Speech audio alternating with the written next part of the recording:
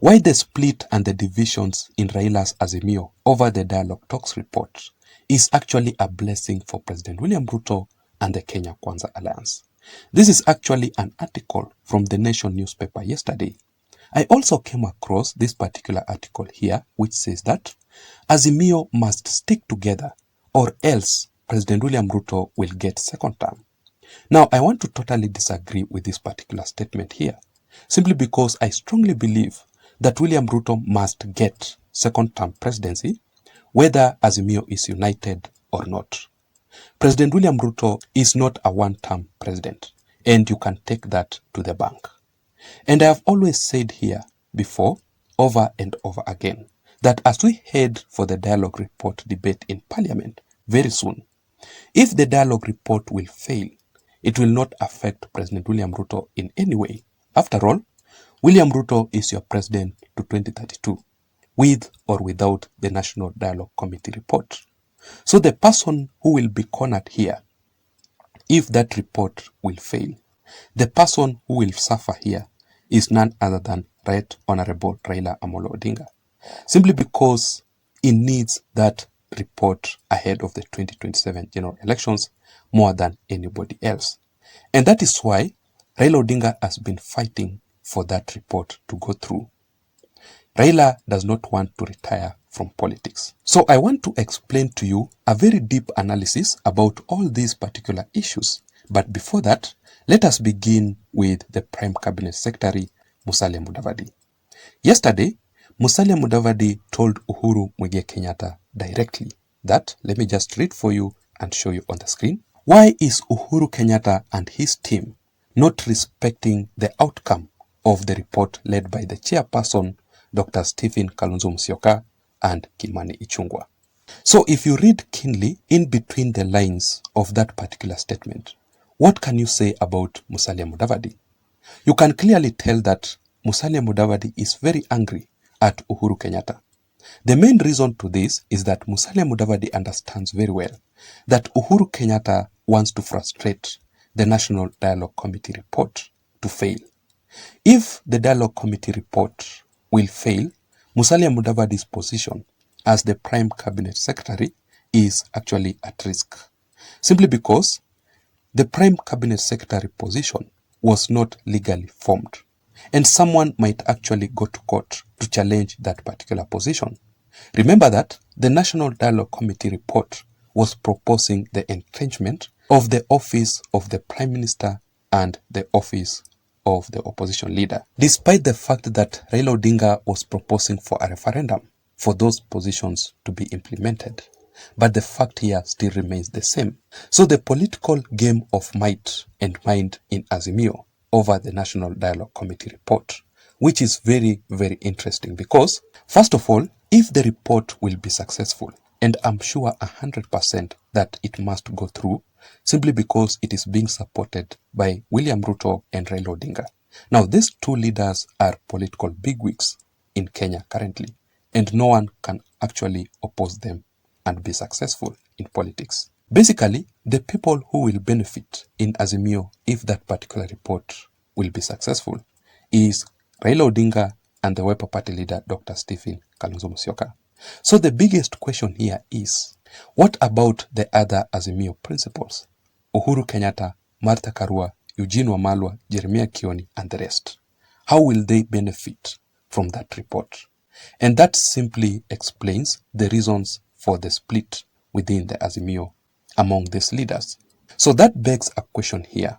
Why the split and the divisions in Raila's Azimio over the dialogue report talks are a blessing to President William Samoei Ruto and the Kenya Kwanza Alliance? In this particular analysis, I just want to explain to you how the divisions and the split within Azimio over the National Dialogue Committee report is a blessing to President William Ruto and how it's actually an advantage to William Ruto and the Kenya Kwanza Alliance government.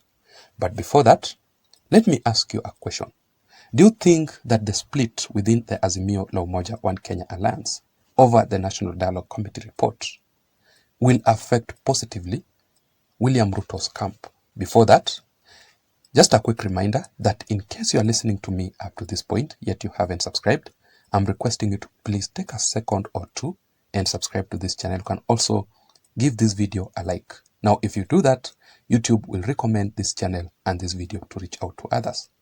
To my returning subscribers, I really want to appreciate you also so much for your continued support. The truth here is that without your support, then this channel cannot be where it is currently. You can also get notified from YouTube automatically every time I upload a video on this channel by simply activating the notification bell down below. Having said that, now let us go straight. And by the way, I strongly believe that the only person who can rescue Raila Odinga from all this mess is none other than President William Ruto. Because it seems that everyone in Azimio leadership is totally against Raila Odinga over that particular report, because they are accusing Raila Odinga of betrayal. Uhuru Kenyatta has rejected it. Martha Karua, Eugene Wamalwa, Jeremiah Kioni, to an extent that they have not appended their signatures in that particular report.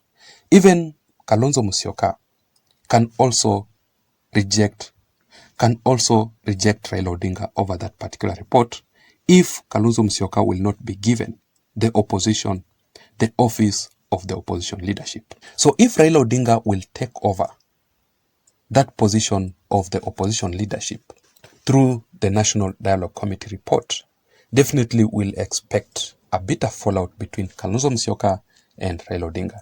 One of the reasons as to why Kalonzo Musyoka was 100% dedicated to this particular report is simply because of that position. If Kalonzo Musyoka will be able to take over as the opposition leader from Raila Odinga in that report, definitely Kalonzo Musyoka's politics will start to shine ahead of the 2027 general elections, ahead of the 2032 general elections. So let us wait and see how things will turn out to be. But the reasons as to why the split and the divisions within Azimio is a blessing to William Ruto and the Kenya Kwanza Alliance government are as follows. First of all, according to my considered opinion, which is very evident, is that the current state of Azimio La Umoja One Kenya Alliance, it is very, very weak. You cannot compare the current Azimio with the previous one immediately after the 2022 general elections. The combination force to pressure President William Ruto in Azimio, a force between Uhuru Kenyatta, a combination force of Uhuru Kenyatta, Raila Odinga, Martha Karua, Dr. Stephen Kalonzo Musyoka, and several others, is not there anymore. Therefore, it simply means that it will be very easy for President William Ruto to deal with the Azimio La Umoja One Kenya Alliance ahead of the 2027 general elections. And that is why I said it here earlier on, that William Ruto will easily win the 2027 general elections if the current state of Azimio will go on like this. Secondly, it is actually a blessing for President William Ruto in that the split within Azimio can lead to the official end of Azimio La Umoja One Kenya Alliance over betrayal and political greed. I strongly believe that the split and the divisions within Azimio over that report is actually a failed mission for Raila Odinga ahead of the 2027 general elections. Remember that there are some proposals which are very, very important for Raila Odinga ahead of the 2027 general elections. We now understand that the Azimio grievances from these Azimio top leaders were not about the common mwananchi. It was all about the leaders themselves. The leaders themselves. And that simply explains as to why there are these divisions, because of political interest. Some of them feel like they are betrayed, while others like Raila Odinga and Kalonzo Musyoka feels like this dialogue report is in favor of them. So let us wait and see also how things will turn out to be. But finally, the split and the divisions marks the end of the National Dialogue Committee report. If the dialogue talks report will fail, it will be actually a disadvantage to Raila Odinga, just like I had said it earlier on.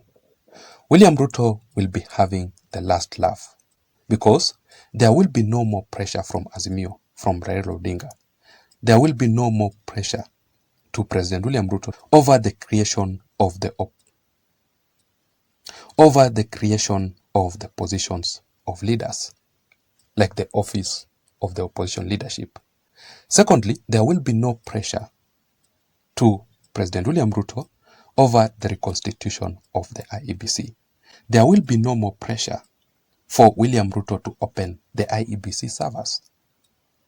Those are the kind of issues which will emerge. So that is it, ladies and gentlemen. I don't know what you think. Let me also know your thoughts, your views, and your opinions in the comment section down below. Otherwise, I don't have much.